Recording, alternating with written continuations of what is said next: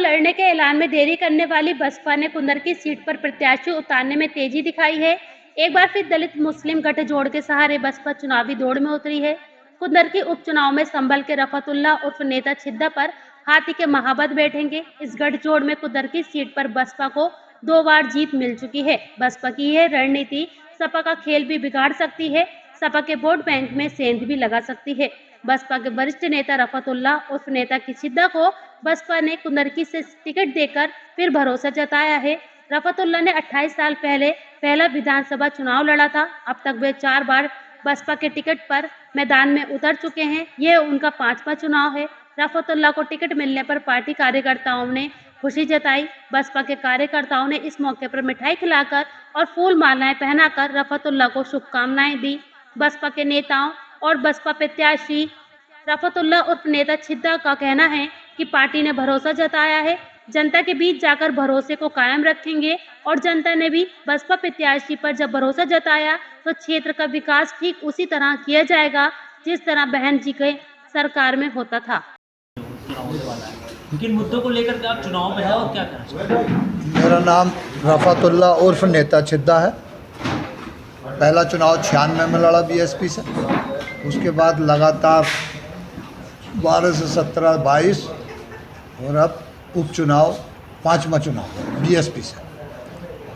और बहन जी का जब जब आशीर्वाद मिलता है तन मन धन से चुनाव लड़ता हूँ और गरीब, बैकवर्ड, एससी सभी समाजों की लड़ाई लड़ने का काम करेंगे। जैसा हमको समर्थन मिलेगा, उम्मीदें हैं कि बहुत अच्छा समर्थन मिलेगा, तो हम विकास भी कराएंगे और बहन जी हर समाज का विकास चाहती हैं।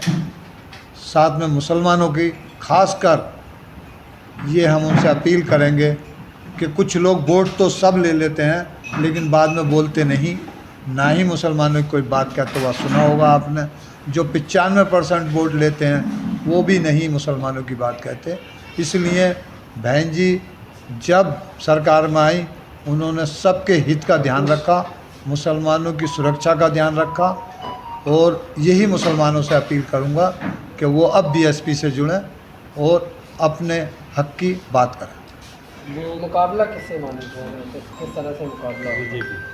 अब जब सामने कोई कैंडिडेट आएंगे जब भी तो मुकाबला बताऊं। अभी तो कोई है ही ना, मैं ही हूं, तो मुकाबला किससे होगा? अन्य पार्टियां भी हैं, आएंगी तो बात देखा जाएगा। अभी तो कोई ना है इस टाइम। पार्टी से मुकाबला, पार्टी कौन है प्रत्याशी? बात में पार्टी से किससे मुकाबला मान रहे हैं आप? सरकार से होगी लड़ाई, तो जाहिर सी बात है। जब सरकार का मामला है तो सरकार से ही लड़ेंगे। नामांकन कब तक करा देंगे आप? 21 या 22। बहुजन समाज पार्टी की राष्ट्रीय अध्यक्ष, उत्तर प्रदेश की 4 बार मुख्यमंत्री रही आदरणीय बहन कुमारी मायावती जी ने अपना आशीर्वाद देकर बहुजन समाज पार्टी के बहुत ही पुराने हमारे वर्कर और कई बार चुनाव लड़ चुके श्री रफतुल्ला और नेता छिद्दा को कुंदरकी के उपचुनाव में बहुजन समाज पार्टी का प्रत्याशी घोषित किया है।